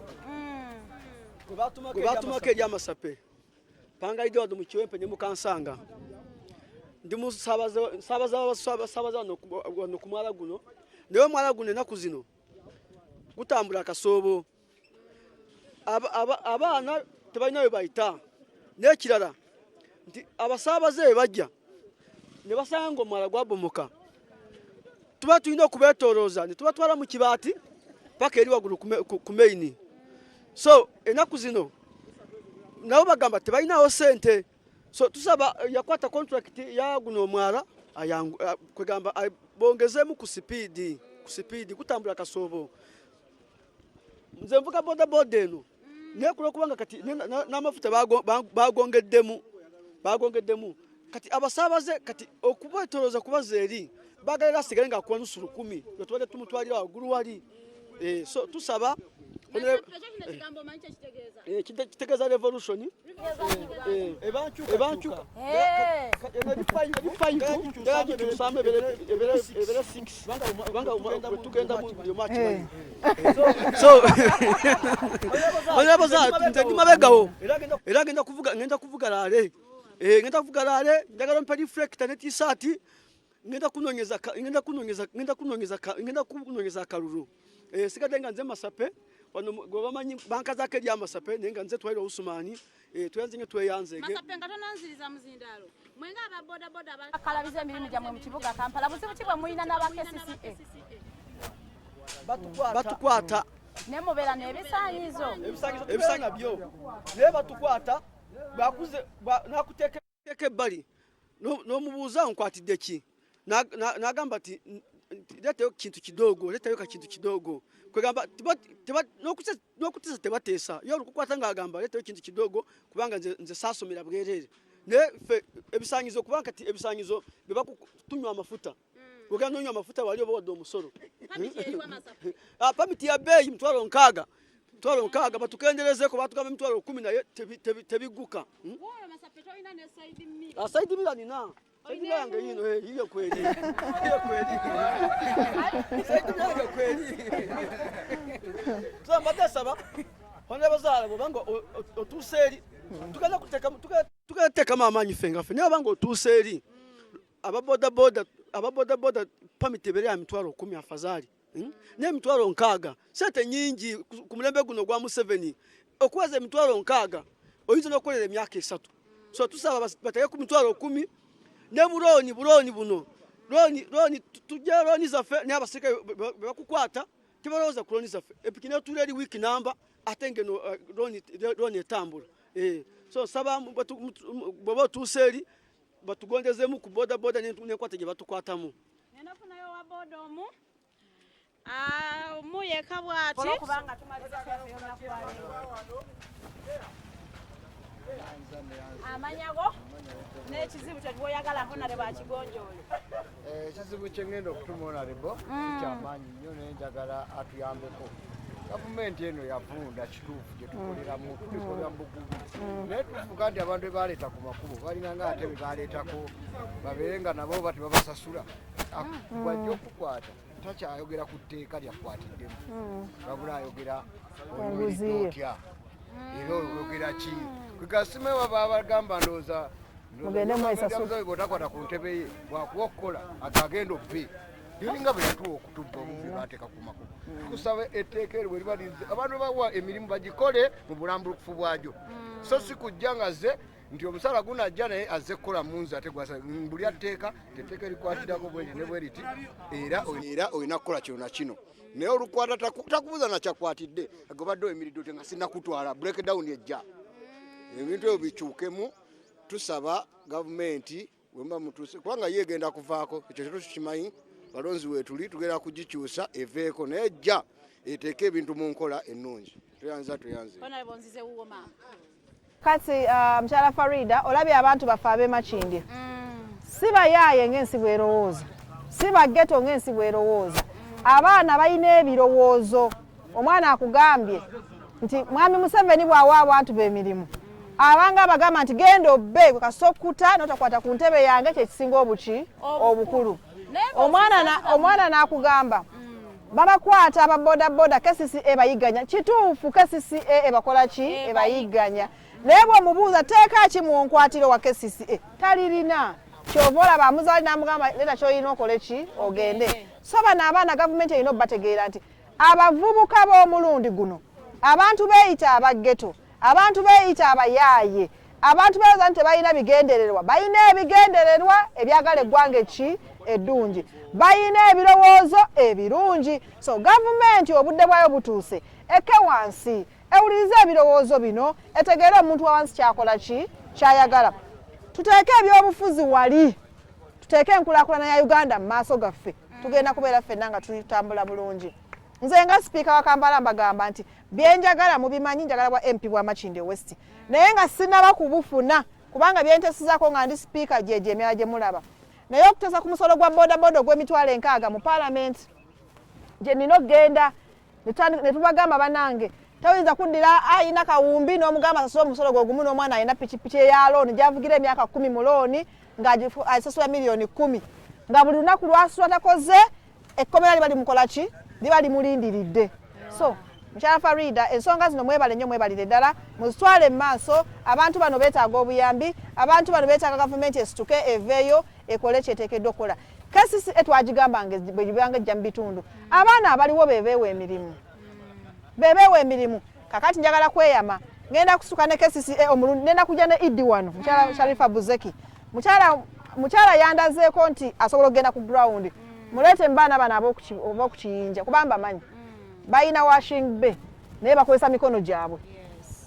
mugambe baagala kaki kamashini kati ndabe PDM seze egenda okukola ki okubawa ekyo ngenda okweyama ngenda kikola kubanga twagala bategeera abantu bakola ki ebakolamu emirimu neyanziza kakati honorable nga tonnagenda banaye tuli live ku YouTube ojja kutusanga ku The Alternative Uganda olabe nga ebintu bwe biri ku ground obitambula online ngenda kujayoko ebibuuzo bitono nnyo ebyabakama banga bali mu kutulabira online kubanga obudde bunkutte mukulu Mwesigye Joram agamba she's forgetting to talk about NUP. Is she going to work independently or she will follow NUP's manifesto? How will she incorporate it into her manifesto? Ogenda tambuza otya emirimu gyo ne NUP.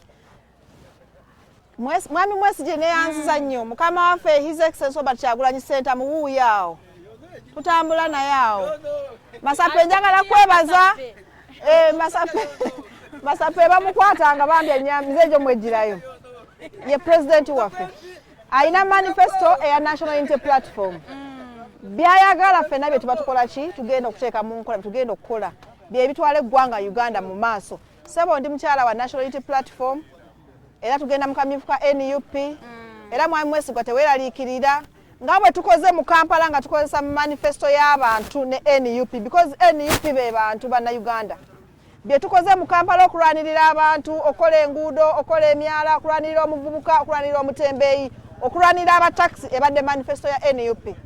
era batugenda ogisula bukolokolo tujambuse mu parliament n'endala esigale mu KCCA teweeraliikirira mukama wange weewaawo ngenda kwebaza omukulu Vaniza tulabire n'amataba nsembyeyo ekibuuzo ky'ababodaboda agamba plan ki gy'olina ku babodaboda kubanga they are reckless disorderly and indisciplined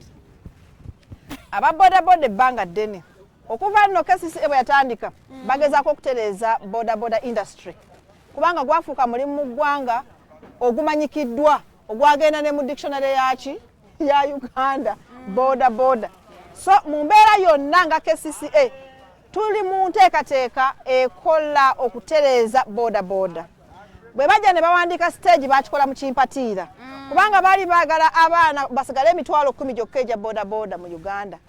mu Kampala ate nga bali kumpi emitwalo 40 twali tugenda kufuula abaana emitwalo 3 nga tebalina ki nga tebalina mirimu netukigaana twagasooka tutereeze bodaboda industry tumanye stages eziri mu Kampala tumanye baani abali ku stage ezo then tubagambe nti wakiri stage enebalanka abantu 2 oba 10 sobole okubanga tutambula bulungi tumanye omusolo gwe balina okukola ki okusasula so okubajjako enguzi omanye omuntu akujjako enguzi muntu mubi nnyo afaananga naawe agikola ki naawe agiwa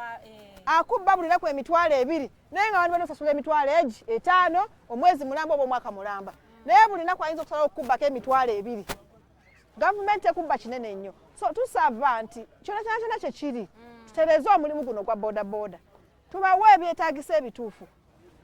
Rwanda egaba reflector Rwanda negaba element lwaki Uganda tukikola lwaki tetukikola olw'obulamu bw'abaana baffe aba bodaboda so aba bodaboda waliwo ne looni eyaze mu KCCA gye baleese yamangu chap manya kalooka bakagenda otuuka babaako ebintu byebakola ki bye bakola bw'okeberayo nga nnungi ng'ogigamba abantu bo bw'olaba nga yakusiba abaana baffe ng'ogikola ki ng'ogireka naye nga gyeri nayo era njagala owa kamera nsikira obupande buno obuli ku kino ekizimbe ona bategeera ensonga yange gye njagala okumugamba obulabye bulungi nnyo olulimi lw'olulaba si lwewaffe lwawano bannamakindye balina ekizibu ekyo onalebwa enteekateeka yeeri omanyi emabegakaawo abantu abo mulaba bava mu internal affairs ebava mu KCCA abo ba internal affairs eggwanga lino baaligabana kyova twalina mu ggwanga lino omu yalinga atwala abantu ebyo n'abatundamu ensigo n'abatundamu omutima n'abatundamu temumumanyi ali mu ggwanga lino era ali mbaki mu banene abo ne tubeera n'abo abatwalanga abaana ebweru babasula Saudi Arabia era baali bakyegabanya ne tubeera ne internal affairs kakati ku ssaawa zino abo boolaba abayiritria bafubutukeyo mu internal affairs naye ne bwoyita n'ogamba owa internal affairs nti muneejanga otuyambe ono nga kakati ennaku zino atunda ne gonja ku luguudo nti abo ba order from above Mwami Museveni ngenda kugamba ebigambo bino eggwanga kituufu walikoowa naye tukusaba naye mbasiri mu kulembeza obandi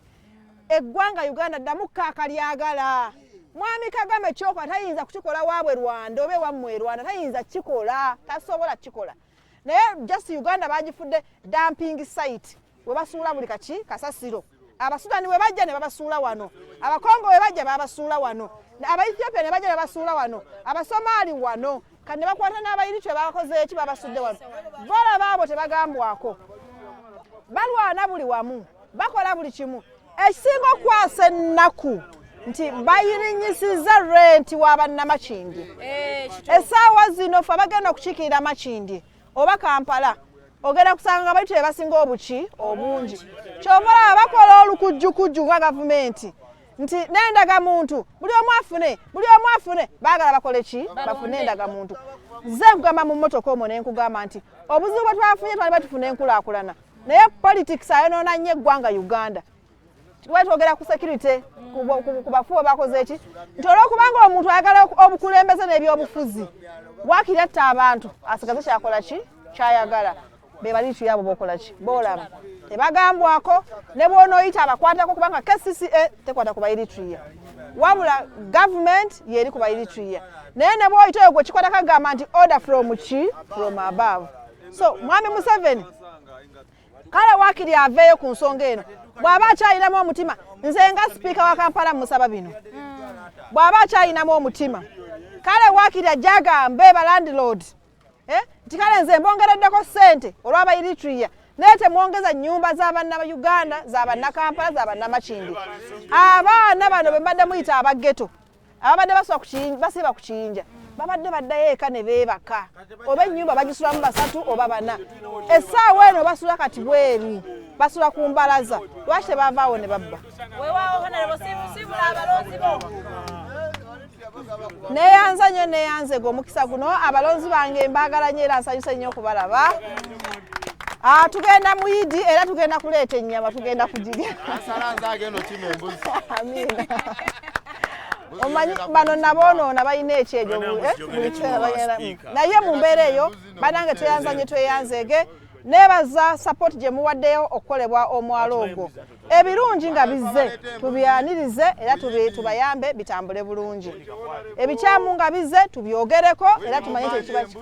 kikyamu nsaba tukuumagane nsaba tukuuma obulamu nga bwe tugenda mu idi nkulisaba abadde namugongo mukulikireyo ddala nsaasira abo abaafudde kitalo nnyo kitalo ddala nebaza abagenzi okola hijja mungu abawe temusinga okwagala naffe batusabire basabire n'eggwanga lyaffe sobole otambula bulungi neyanzanye neyanzeege kulwa Katonda n'ensi yange Ssaabasajja Kabaka awangaale tweyanzisanye tweyanzeege bana abalonzi tukuume emirembe bannaye abalonzi mukuume emirembe President Kyagulanyi agenda okujja nga mwenna muli balamu